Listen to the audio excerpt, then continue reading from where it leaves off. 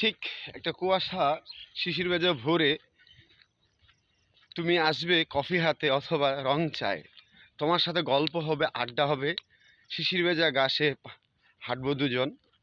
আমি কয়েক প্রহর কাটিয়েছি তোমার অপেক্ষায়, তোমার প্রতীক্ষায়।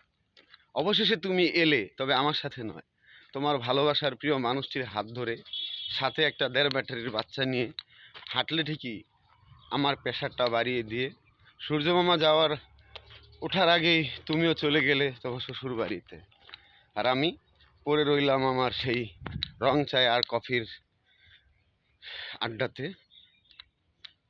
আজ কুয়াশাও পড়ে, শিশিরও পড়ে, শুধু আজ তুমি নেই। আজ রং চাও খাই, কফিও খাই, বাট তোমার সাথে গল্পও হয় না।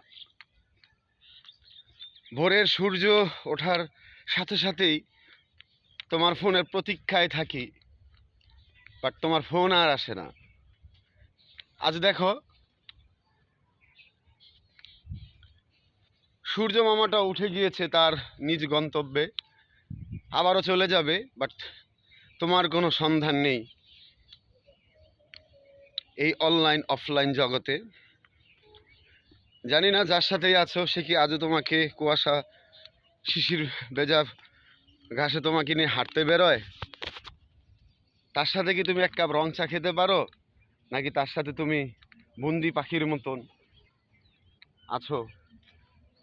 যদি কখনো মনে পড়ে এসো এই রং চায়ের আড্ডায়, এই কুয়াশা ভেজা ভোরে, তোমার সাথে গল্প হবে, না বলা কথাগুলো থেকে যাক অন্তরে। ভালো থেকো, আবারও হয়তো কথা হবে বেঁচে থাকলে বা